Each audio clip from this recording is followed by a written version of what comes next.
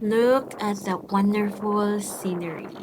Hello, hello guys. This is your girl Pommy and welcome back to my channel. Please bear with the sound. Ayoko siyang i-mute kasi kasi I always wanted to remember the sound of the wind na humahampas sa mukha ko habang naglalakad at nakaupo ako malapit sa dalampasigan. You know what? Nagta-try pa ako mag-vlog dito like with voice. Kaya lang, gosh, napakalakas ng hangin, hindi marinig. So ayun, i-VO na lang natin for sure. Alam niyo ba saan ako naglalakad during that moment? Dagat 'yan. Dagat mismo 'yan. Like nung time kasi na 'yan, while I am walking around the area, low tide. As you can see, yung mga color green na yan, that is a grass under the sea. Diba? Amazing! Grabe. Pag naaalala ko yan, hindi ako makaget over. Like, ang perfect. Ang perfect ng view. Ang perfect ng feeling ko. Like, I never imagined na once in my life, makakarating ako sa ganito, kaganda, ka-perfect scenery. You know what? Pag pala nasa dagat ka, tapos ganito yung scenery, ang peaceful sa pakiramdam. Like, ang payapa. Grabe, ang sarap sa mukha na sampalin ka ng hangin sa gitna ng dagat. And now I know the feeling na naglalakad ka sa halos, hindi naman yun gitna, no? Pero naglalakad ka sa dagat na hindi ka nababasa. See, low tide kasi during that moment.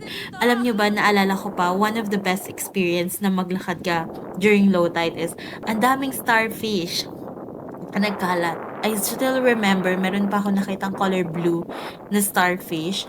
And also, may mga sea urchins din. Diba? Ang cool. Grabe, na-amaze talaga ako. Please, pasensya na.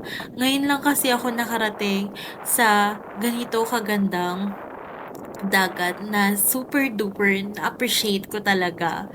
Like, para kasing before, hindi ko siya pinangarap, yes. Kasi for me, parang masyadong imposible na makapunta ako sa ganitong lugar. Kasi nga, ang hirap ng buhay nun. Pero thankfully, na meron akong friends who loves adventure, who loves to travel, na inaya ako. And thankfully, afford ko during this moment. Kaya, gusto ko magpasalamat kay Lord for giving me this kind of opportunity na masaksihan ko. You know what? Because of this, parang mas malawak yung pananaw ko sa buhay. Mas naging broad.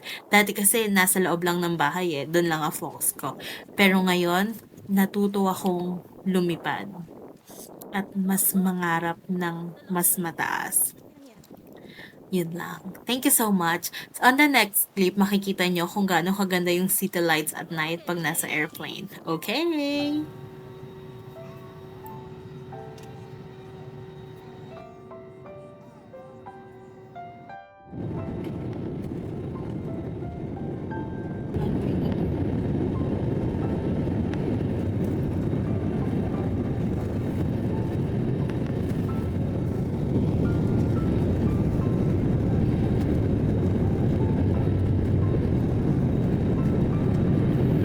Ang ganda ng city lights pagkagabi. Grabe, para silang mga Christmas tree sa baba. Christmas lights sa baba. Ganda, nakaka-amaze. Grabe. Nung time, ganito pala feeling na nasa loob ka ng ulap, no? Grabe, ang sarap!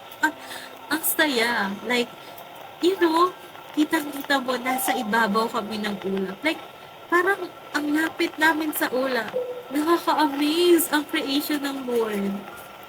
I will definitely miss this experience and hopefully maulit siya ulit. Yun lang. Thank you so much for watching, guys. See you in the next one. Bye-bye!